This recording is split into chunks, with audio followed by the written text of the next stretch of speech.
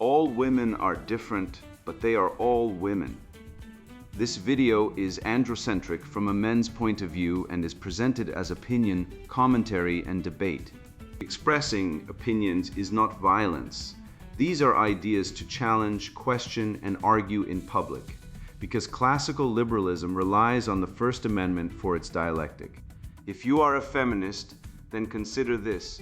If patriarchy truly existed as claimed, feminism could not. And if all men are trash and women are equal to men, then what are we to conclude? Women will die for their children, men will die for their wives and children. And God chose to die for all mankind. Authority rolls up with responsibility. If this framing of facts offends you, click off to a cute cat video.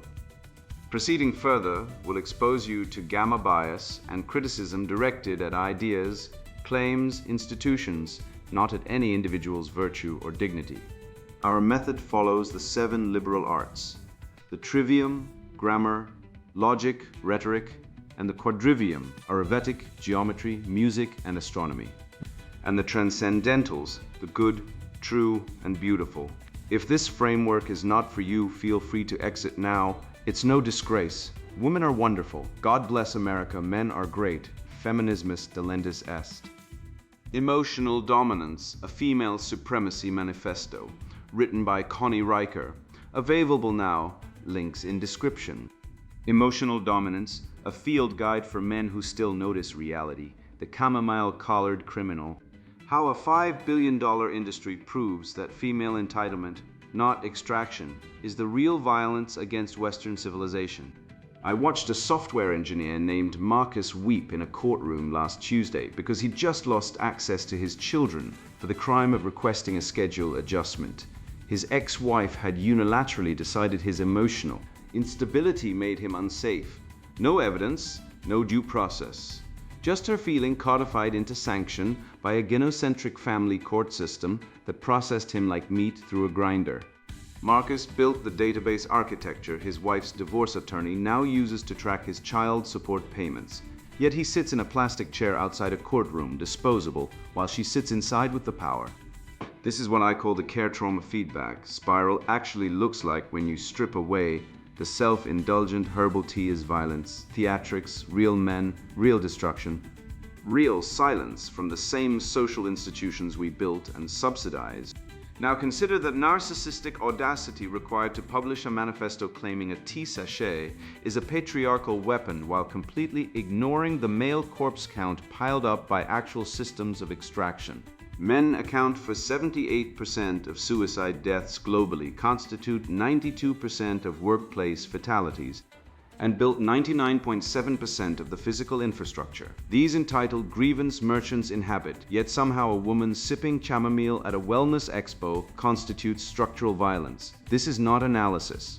This is semantic inflation weaponized into a psychological protection racket, where the meaning of violence has been inflated so grotesquely that actual violence, divorce theft, paternal alienation, false accusation immunity simply disappears from moral calculus entirely. The feedback loop is real, but it runs the opposite direction. Female distress gets amplified into civilizational emergency, while male suffering gets memory holed into statistical noise. What you're witnessing in articles like why your herbal tea is actually violence is not social critique, but the raw mechanics of emotional dominance, a female supremacist mating strategy where harm becomes a unit of political currency. Trauma functions as immune from criticism status, and the duty to capitulate falls exclusively on men who built the civilization these ingrates now parasitize. The left has discovered something far more effective than gulags. They've learned that if you can control the definition of harm, you control the distribution of guilt. And if you control guilt, you own the machinery of social enforcement without ever firing a shot. The tea isn't the alibi for extraction. This entire ideology is the alibi for the largest wealth transfer and rights stripping operation in human history. Bunkum article by a feminist PhD. Why your herbal tea is actually violence, the care trauma feedback spiral, the soothing ritual you think you're enjoying, it's extraction in disguise. I held the herbal tea sachet between my fingers at the Global Wellness Expo in Geneva last month, watching a white male executive explain adaptogenic stress relief to a room of predominantly female wellness practitioners. And I felt it, that familiar spiral of recognition. Here was the perfect feedback loop of patriarchal capitalist extraction, wrapped in biodegradable packaging and sold back to the very women whose emotional labor had made the wellness industry possible. The care trauma feedback spiral is my term for what happens when marginalized people, especially women, are asked to process, understand, and heal from harm, while the systems producing that harm remain untouched. The T isn't the point. The T is the alibi. Consider the trade show itself, acres of convention center space where wellness is marketed primarily to women who are statistically more likely to be underpaid, overworked, and responsible for the emotional management of everyone around them. The feedback loop is elegant in its cruelty. Society extracts care labor from women, that labor produces burnout, and then the wellness industry sells them tea ceremonies and breathwork to manage symptoms of structural violence. But here's where it spirals deeper. Women are then asked to develop empathy inflation, to understand the good intentions of the men who built these systems, to practice rejection sensitivity techniques that essentially train us to absorb more harm without making others uncomfortable. I watched a young black woman at the expo receive feedback from a white male investor that her trauma-informed coaching practice needed more data. She nodded, smiled, thanked him. The feedback loop demanded she metabolize his dismissal as professional development rather than what it was, epistemic violence.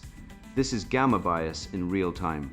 Her distress was invisible, his comfort was the priority.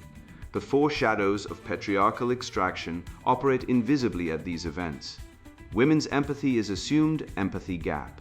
Their exhaustion is minimized while their capacity to absorb more is celebrated, gamma bias. They are discarded when their emotional utility is exhausted, male disposability, and they are held responsible for fixing systems they never built, responsibility without authority. The herbal tea industry, projected to reach $5.3 billion by 2027, exists because women need something to self-soothe between acts of uncompensated care. The trade shows exist to monetize that need. The feedback loops ensure that women internalize their exhaustion as personal failing rather than structural extraction. Your healing is their accountability.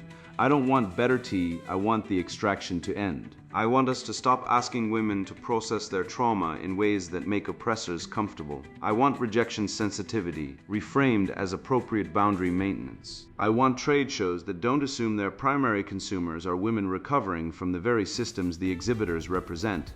Until then, every sachet is a small document of what's been stolen. Every feedback loop is a prison disguised as progress. And every woman who drinks her tea and returns to work is surviving something the wellness industry will never name, because naming it would require dismantling it. And that would be bad for business. The alchemy of malice, deconstructing the violence of tea and the semantic inflation of the left. Violence is the last refuge of the incompetent, Isaac Asimov wrote, but in the hands of the modern leftist, the accusation of violence is the first refuge of the manipulative. I want you to look at the word violence, really look at it. Etymologically, it stems from the Latin violentia, meaning vehemence or impetuosity, related to violare, to violate. It implies a breach of boundaries, a physical force, a rapine of the person or property. Yet, in the article before us, we are asked to believe that a sachet of herbal tea constitutes this very breach.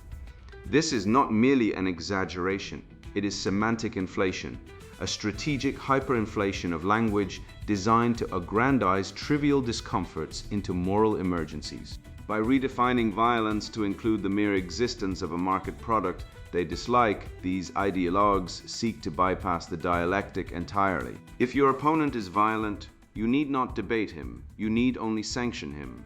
It is a cheap trick of the status variable, elevating the accuser to the station of a victim-survivor high moral status while casting the provider of goods as a perpetrator of assault, low moral status. All to avoid the rigors of the trivium, consider the vignette of the white male executive at the Geneva Expo, a man guilty of the high crime of explaining adaptogenic stress relief. The writer views him and perceives a feedback loop of patriarchal capitalist extraction. I see a man engaging in logos. He addresses biology, chemistry, the mechanism of action in a plant. He operates within the Western tradition of empiricism. The critic, however, bypasses his logic entirely to attack his person. This is the classic ad hominem fallacy refurbished for the woke era. Because he is white and male, variable status equals oppressor. Variable power equals default. His knowledge is dismissed not on its merits, but on his identity. This constitutes gamma bias in real time. His intent to sell a soothing product is invisibilized, while his demographic threat is amplified. She creates a self-sealing immunity where any scientific explanation he offers is framed as epistemic violence, effectively placing her feelings beyond the reach of fact. This brings us to the care-trauma feedback spiral, a concept so solipsistic it would make Narcissus blush. The writer describes a loop where society extracts care labor. Women get burned out, and the wellness industry sells them tea to fix it. Schopenhauer argued that suffering is intrinsic to the will to life. But here, suffering is externalized. It is always someone else's fault. This spiral is not a sociological phenomenon. It is an internal, autoregressive loop of pathos masquerading as logos. She feels distress, variable feeling, assigns it a meaning of oppression, variable meaning, and then demands the world adjust to her internal state, variable duty. It is a refusal of stoicism, that masculine virtue which commands us to master our reactions. Instead, we are presented with a hyper-feminized ethic where the objective world is required to warp itself around the subjective bruising of the observer's ego. Perhaps the most galling example of this psychosis is the interaction where a young black woman is told her coaching practice needed more data. The writer frames this scientific requirement, a basic tenet of the trivium and Western empiricism, as epistemic violence. Let us be precise. Standpoint epistemology is the gynocentric lie that lived experience, feeling plus identity, trumps objective reality. Requesting data is requesting truth. Refusing to provide it while claiming victimhood is therapy language coercion. By labeling the request for evidence a dismissal, the writer destroys the very basis of civil society, the capacity for reasoned debate. If your truth cannot be quantified or verified, it is not knowledge. It is a feeling, and demanding that the world treat your feelings as sacrosanct facts is the height of narcissistic entitlement. This piece trots out the four shadows of patriarchal extraction, yet via a stunning act of projection, details the precise machinery that crucifies males. Empathy gap? Society values a woman's fatigue infinitesimally more than a man's suicide. Gamma bias? Male suffering shrinks to the point of invisibility. We are the sex working dangerous occupations, dying in combat, and constructing infrastructure. Male disposability. Males function as utility objects, having their labor extracted to bankroll the welfare state supporting the writer's lifestyle. Responsibility without authority. Men face blame for the extraction of capitalism while holding zero command over the consumer habits of the women buying the tea. The writing outlines the female reality of inconvenience and misidentifies it for the male reality of sacrifice. Let us expose the economic blindness of this extraction narrative. The writer argues the tea industry trading voluntary goods to willing buyers constitutes theft.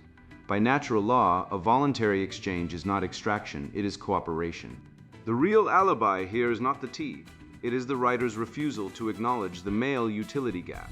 Who mined the metals for the smartphones used to organize these expos, who built the convention centers, who engineered the global shipping routes. Men, the writer sits atop a pyramid of male labor, sipping tea made possible by male invention and logistical mastery, complaining that the man selling the tea is the parasite. It is a conspiracy theory devoid of causality. Premise 1, women buy tea. Premise 2, men sell tea. Conclusion, violence. This is not dialectic, it is hysteria. Ultimately, this ideology is a spiritual cancer. It turns its adherents into NPC zombies, endlessly repeating the script of trauma and extraction without a single original thought in their heads. They possess a frozen view of POA, where they are eternally the underdog, despite controlling the HR departments, the universities, and the cultural narrative. They invoke care but practice malice. They speak of healing but offer only grievance. To accept this worldview is to surrender your mind to a recursive loop of resentment. We must reject this semantic inflation and return to the clarity of the Western canon. A thing is what it is. A is A. A man is not a monster for offering a product. And a cup of tea is just a cup of tea, unless you are a leftist, in which case it is a pathetic excuse for a revolution. This inversion, the projection of feminine pathology onto masculine competence, is no accident. It is the autoaggressive core of leftist propaganda.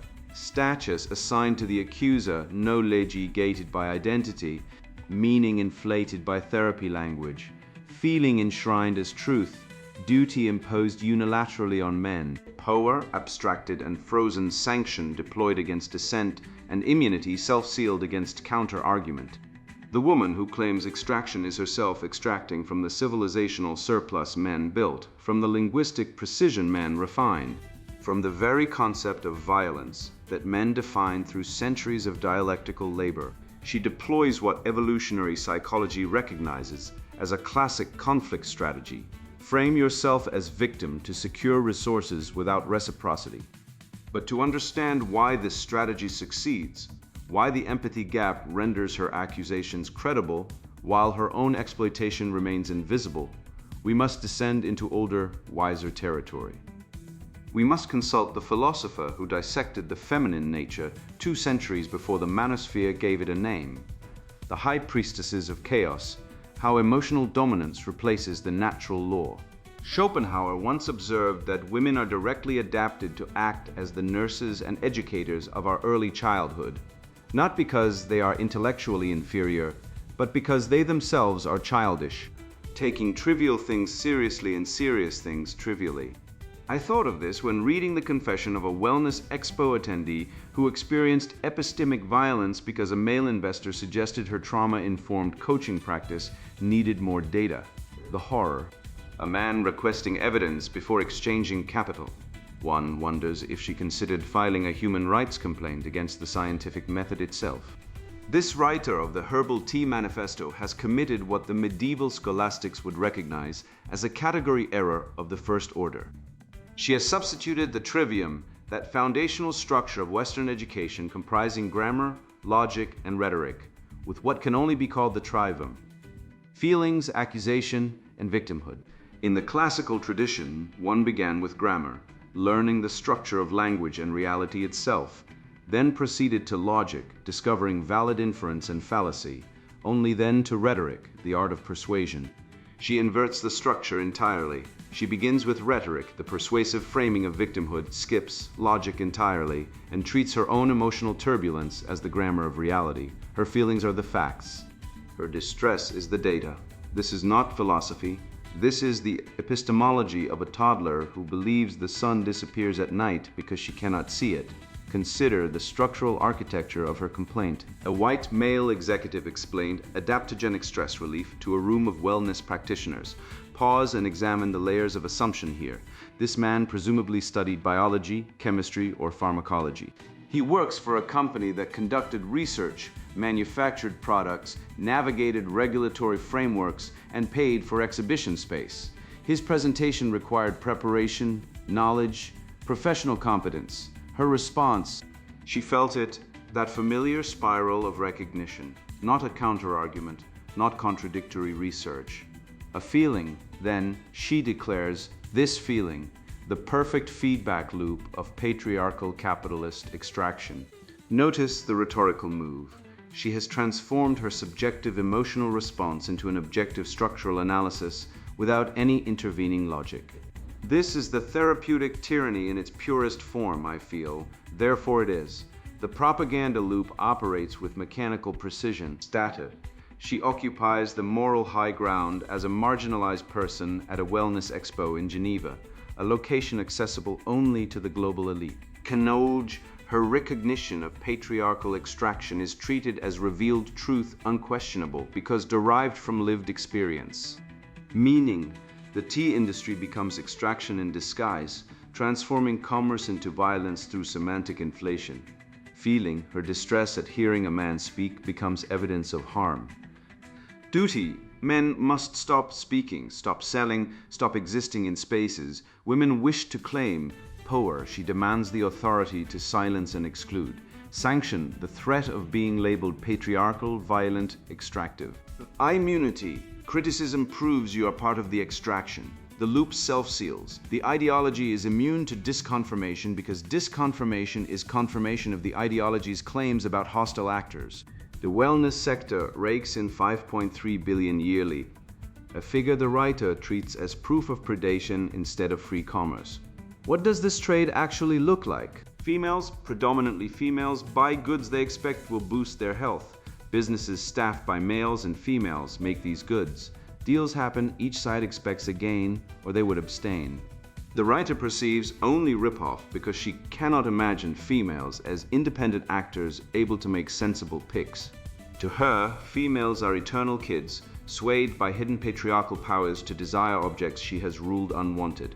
Such a stance is not women's rights. Such a stance is bossiness in a skirt pretending to be freedom. She describes watching a young black woman receive feedback from an investor and nod, smile, thank him. The writer interprets this as the woman being forced to metabolize his dismissal as professional development rather than what it was, epistemic violence. But consider what actually happened. A person seeking investment received feedback that her pitch lacked sufficient data. This is standard. This is how business operates. The investor owes her nothing. His capital, his time, his attention are his to allocate. She chose to nod and smile because she understood the context.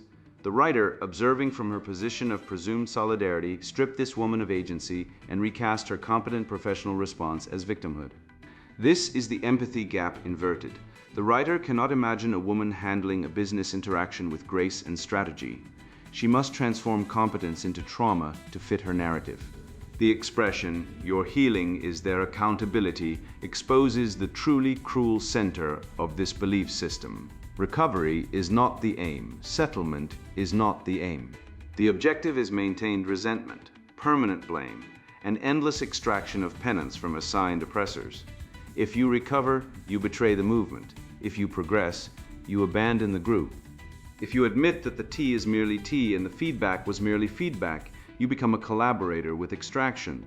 This establishes what game theorists term a negative sum game, where recovery is punished, resentment is rewarded, and everyone stays trapped in a permanent state of performative victimhood. She does not want the extraction to end. She desires it to persist indefinitely, with herself as its assigned interpreter and high priestess. That closing admission, aiming it would require dismantling it. And that would be bad for business. Is projection so transparent, it verges on self-parody. This writer is the one whose entire framework depends on never identifying the actual dynamics at play. She cannot acknowledge the reality that the wellness industry exists because women choose to purchase its products. She cannot admit the validity of the investor's feedback. Trauma-informed coaching does require data to attract investment. She cannot recognize that her analysis strips women of agency while claiming to liberate them. Identifying these factors would require dismantling her entire intellectual framework. And that would be bad for her business, the business of professional victim advocacy, the business of extracting status and income from perpetual grievance, the business of selling resentment dressed as analysis to women who deserve better than to be told their tea is violence and their competence is victimhood. The Western tradition offers a corrective. Aristotle distinguished between episteme, certain knowledge, and doxa, mere opinion. The author presents her doxa as episteme, her feelings as facts, her interpretations as reality.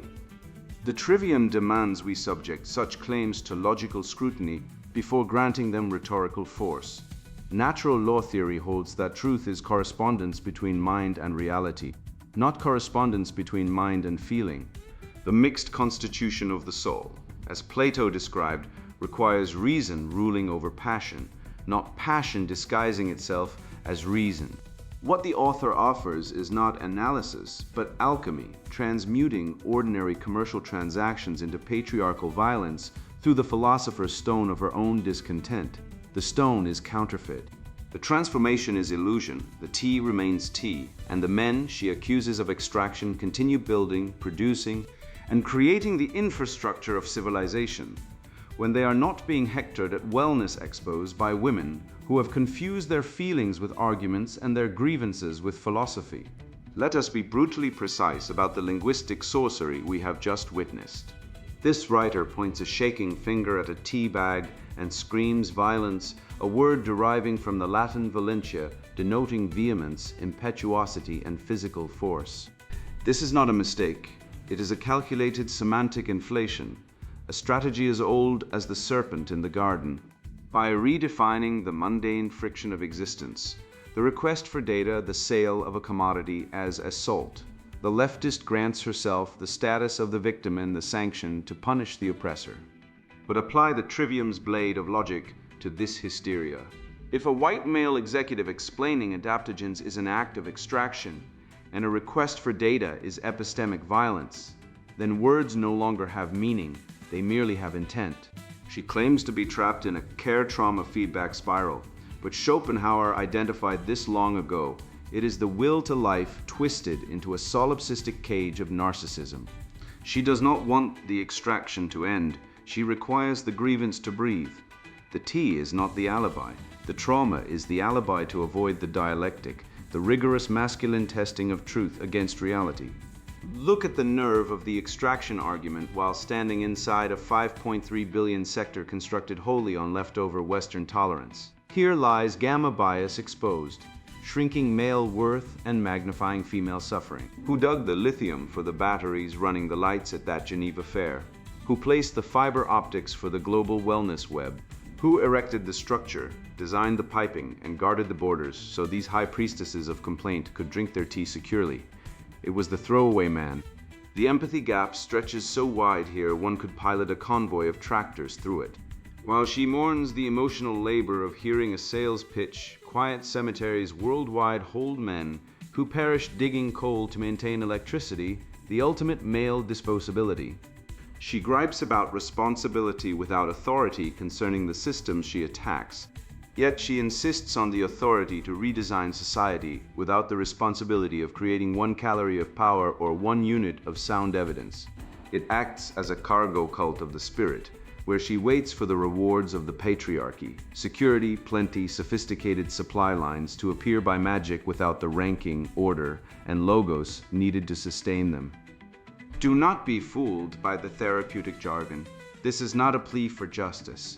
It is a demand for emotional dominance. The care-trauma model is a self-sealing ideological loop designed to grant the speaker immunity from critique. If you disagree with her feelings, you are causing harm. If you present facts, you are committing epistemic violence. This is the cancer of standpoint epistemology, the lunatic idea that subjective feeling trumps objective knowledge. We must reject this gynocentric framework entirely. The patriarchy she hates is simply the mixed constitution of reality, the hierarchy of competence, the apprenticeship mastery ladder, and the natural law of cause and effect. When she claims your healing is their accountability, she reveals the sadistic core of the ideology, a perpetual motion machine of resentment that forbids resolution because resolution would end her status as the victim. She does not want the tea. She wants the power to define your reality by the shifting sands of her mood. You have now seen the machinery behind the curtain. You understand that the foreshadows are merely projection, covering up the reality that men are the ones facing the empathy gap, gamma bias, and disposability. The statistics are irrefutable. The 93% workplace fatality rate being male, the 4-to-1 suicide dominance, the family court strip mining fathers of rights and resources. This is the actual structural violence.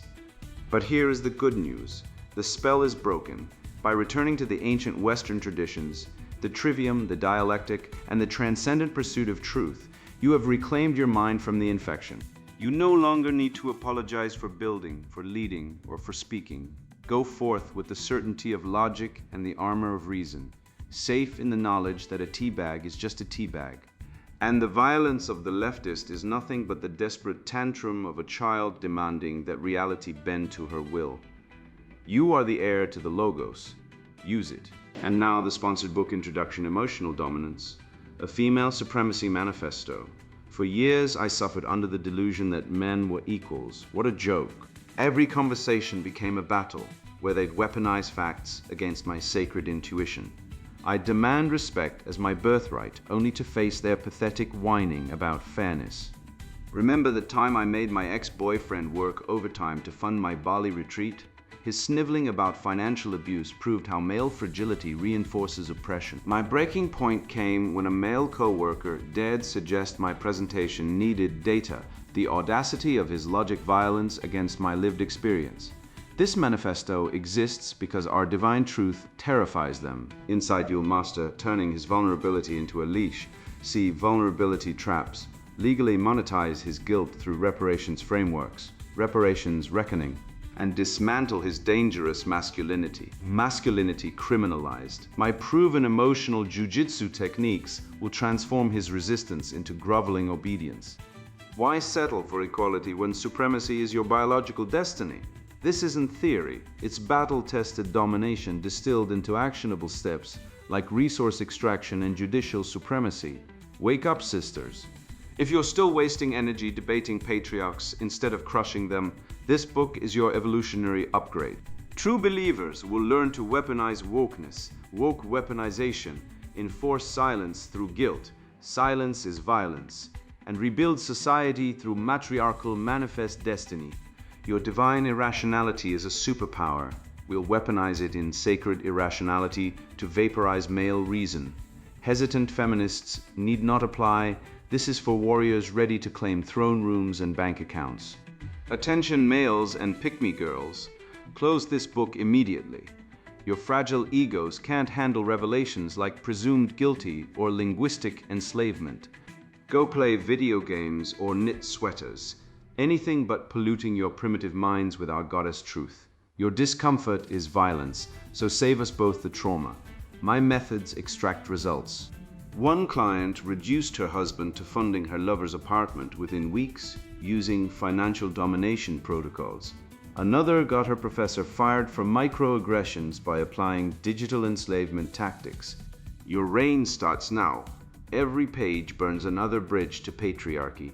Resistance is futile when you hold the blueprint to eternal matriarchy. Emotional Dominance, a Female Supremacy Manifesto, written by Connie Riker. Buy now. Links in description.